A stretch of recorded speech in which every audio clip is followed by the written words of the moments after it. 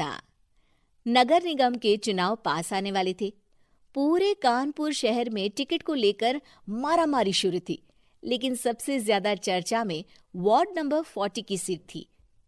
वो इसलिए क्योंकि इस बार वहां की सीट महिला के लिए आरक्षित थी। अब सवाल ये था कि चुनाव लड़ेगा कौन। इससे पहले ठाकुर साहब वहां से पार्षद थे और इस बार उन्होंने अपनी पत्नी सीमा ठाकुर को टिकट दिलवाई और ठाकुर साहब की शान के कारण सीमा जी ने 20,000 वोटों से चुनाव जीत लिया। अरे बधाई हो सीमा भाभी, अब तो आप वार्ड की पार्षद बन गई हैं। अब तो हमारे काम आप ही करवाएंगी। अरे ये तो सिर्फ नाम की पार्षद बनी है, वो तो महिला सीट आ गई, वरना पार्षद तो मुझे ही बनना था। अब भले ही चेहरा इसका होगा लेकिन पावर तो मेरी ही होगी। अरे वाह भाई साहब, क्या दिमाग लगाया है आपने भी।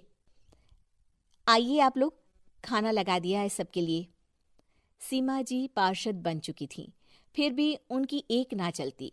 सारे काम ठाकुर साहब खुद ही संभाल लेते और जहां जरूरत पड़ती वहां सीमा जी का अंगूठा लगवा लेते।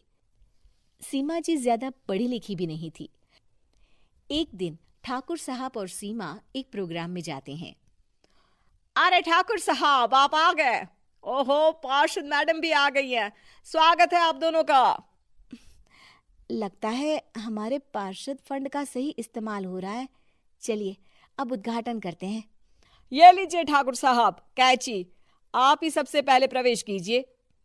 सब लोग आगे निकल जाते हैं और सीमा जी पार्षद होने के बावजूद भी पीछे खड़ी रह जाती हैं। वो देखती हैं कि वेलकम बोर्ड पर उनका नाम है, लेकिन महिला होने के कारण कोई उनका सम्मान नहीं कर रहा। अगले दिन एक आदमी उनके घर आता है। अरे ठाकुर साहब नमस्कार। कल ना हम नोटिस किए कि हमारा घर तो अवैध है और नगर निगम वाले उसे तोड़ने आ रहे हैं। अरे कुछ कीजिए ना ठाकुर साहब। देखो भाई, मैं तो ज्यादा कुछ कर नहीं सकता, पर अगर तुम सबकी जेब गर्म कर दो तो कुछ हो सकता है। कुल मिलाकर 4 लाख लगेंगे। अरे 4 लाख ठाकुर साहब? अरे भाई, मैं अपने लिए नहीं मांग रहा हूँ। दरोगा है, इंजीनियर बाबू है, बड़े साहब है, सबको देना पड़ता है ना थोड़ा थोड़ा। बोलो है मंजूर? तभी वहां अचानक सीमा जी आ जाती हैं। अरे ये आप क्या कर रहे हैं? पहले इन्हीं लोगों से तो आपने वोट मांगे, अब इनसे ही पैसे ले रहे हो। अरे चुप रहो तुम, तुम्हारा काम है सिर्फ अंगूठा लगाना, तुम वही किया करो। मुझे दूसरे काम तुम मत सिखाओ, समझी? और तुम ना जाओ, अब पैसे लेकर आओ, वरना जेसीबी किसी भी वक्त आती होगी। सब कुछ ऐसे ही चलते रहता है।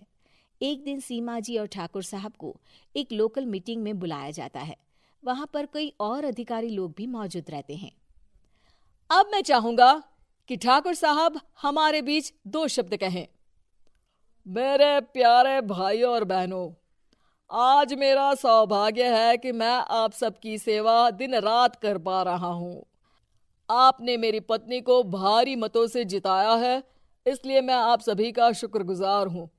मैं आप सबसे वादा करता हूं कि हमेशा की तरह हमारे वार्ड में किसी को कोई तकलीफ नहीं आने दूंगा। सभी लोग तालियां बजाने लगते हैं। अब मैं माननीय पार्षद मैडम को स्टेज पे बुलाना चाहूंगा। अपने नाम को बुलाया सुनकर सीमा जी एकदम चौंक जाती है। उन्हें बिल्कुल उम्मीद नहीं थी कि इतनी बड़ी जगह उन्हें मंच पर बुलाया जाएगा। जैसे तैसे वो मंच पर चढ़ती हैं।